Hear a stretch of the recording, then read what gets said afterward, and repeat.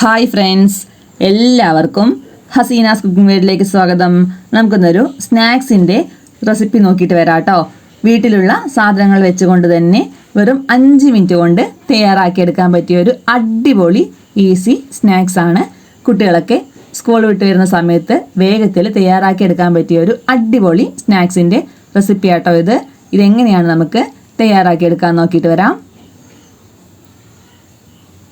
അതിനായിട്ട് ഞാനിവിടെ ഒരു 5 ചെറിയ പഴം എടുത്തിട്ടുണ്ട് കേട്ടോ. പിന്നെ അതിലേക്ക് ഒരു 1/4 കിലോ അളവിൽ വറുക്കാത്ത അരിപ്പൊടി അതും കൂടെ എടുത്തിട്ടുണ്ട്. ഇനി നമുക്ക് പഴമൊക്കെ ഒന്ന് ക്ലീൻ ചെയ്തെടുക്കാം.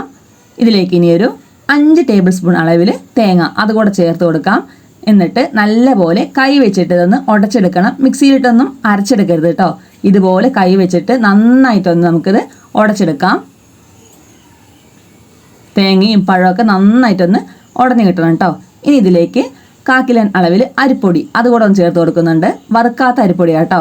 പിന്നെ ഇതിലേക്ക് 1/2 ടീസ്പൂൺ അളവിൽ ഏലക്കായ പൊടിച്ചത്, ഒരു 3 ടീസ്പൂൺ അളവിൽ പഞ്ചസാര, 1/4 ടീസ്പൂൺ അളവിൽ ഉപ്പ്. 1/4 ടീസ്പൂൺ അല്ല, അതിന് കുറച്ച് കുറവ് ഉപ്പ് കൂടെ ചേർത്തിട്ട് നമുക്ക് നല്ലപോലെ കൈവച്ച് തന്നെ നന്നായിട്ടൊന്ന് കുഴച്ചെടുക്കാം.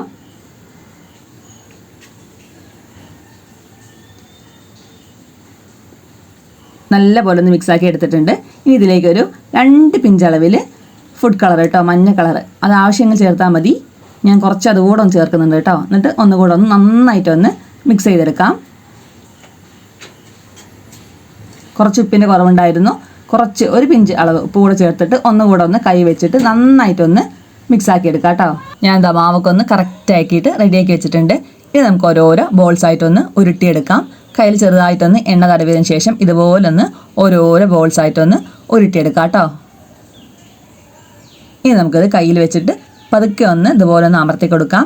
ഇനി ഒരു ഫോർക്ക് വെച്ചിട്ട് ഇതുപോലെ ഒന്ന് പതുക്കെ ഒന്ന് പ്രസ് ചെയ്ത് കൊടുത്തിട്ട് അതൊന്ന് മാറ്റി വയ്ക്കാം കേട്ടോ. ബാക്കിയുള്ളതും ഇതുപോലെ ഒന്ന് നമുക്ക് റെഡിയാക്കി എടുക്കാം.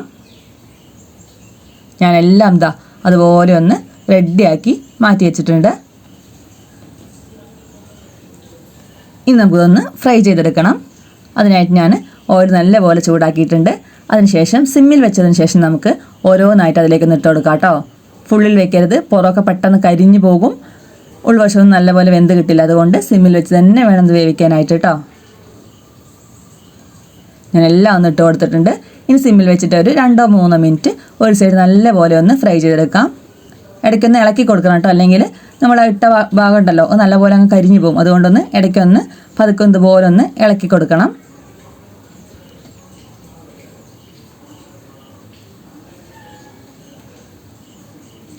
ഒരു സൈഡ് നല്ലപോലെ ഗോൾഡൻ കളറായി വരുന്ന സമയത്ത് വേണം നമുക്കിത് തിരിച്ചിട്ട് കൊടുക്കാനായിട്ട് കേട്ടോ. അത് ഏകദേശം ആയിട്ടുണ്ട്. ഞാൻ എല്ലാം ഒന്ന് തിരിച്ചിട്ട് കൊടുക്കുന്നുണ്ട്. ഈ സമയത്തൊന്ന് ഫുള്ളിൽ വെക്കാം കേട്ടോ. ഇനി വീണ്ടും സിമ്മിൽ വെച്ചിട്ട് നമുക്ക് അടുത്ത വശവും നല്ലപോലെ ഒന്ന് ഗോൾഡൻ കളറാവുന്നവരെ വേവിച്ചെടുക്കണം. ഏകദേശം നല്ലപോലെ നമുക്ക് വെന്ത് കിട്ടിയിട്ടുണ്ട് കണ്ടോ. നന്നായിട്ട് ഉൾവശമൊക്കെ വെന്തിട്ട് പുറം വശമൊക്കെ നല്ല ഗോൾഡൻ കളറിൽ കിട്ടിയിട്ടുണ്ട് കേട്ടോ. നല്ല ടേസ്റ്റി ആയിട്ടുള്ള ഒരു അടിപൊളി സ്നാക്കാണ്. ഇതുപോലെ നിങ്ങൾ തയ്യാറാക്കി നോക്കിയിട്ടില്ലെങ്കിൽ എല്ലാവരും ഒന്ന് ട്രൈ ചെയ്ത് നോക്കണം കേട്ടോ. വളരെ കുറച്ച് എണ്ണ മാത്രമായിട്ട് തന്നെ ആവശ്യമായിട്ടുള്ളൂ. പക്ഷേ ഒഴിക്കുമ്പോൾ അത്യാവശ്യം നമ്മൾ എണ്ണ ഒഴിക്കണം കേട്ടോ. നല്ലപോലെ മുങ്ങി പൊരിഞ്ഞ് കിട്ടണം. പക്ഷേ തീരെ എണ്ണ കുടിക്കാത്തൊരു അടിപൊളി സ്നാക്സ് ആട്ടോ. ഇതുപോലെ നിങ്ങൾ തയ്യാറാക്കി നോക്കിയിട്ടില്ലെങ്കിൽ എല്ലാവരും ഒന്ന് ട്രൈ ചെയ്ത് നോക്കിയിട്ട് നിങ്ങളുടെ കമൻസും ലൈക്കും ഫീഡ്ബാക്കും എല്ലാം അറിയിക്കണം കേട്ടോ. Thanks for watching.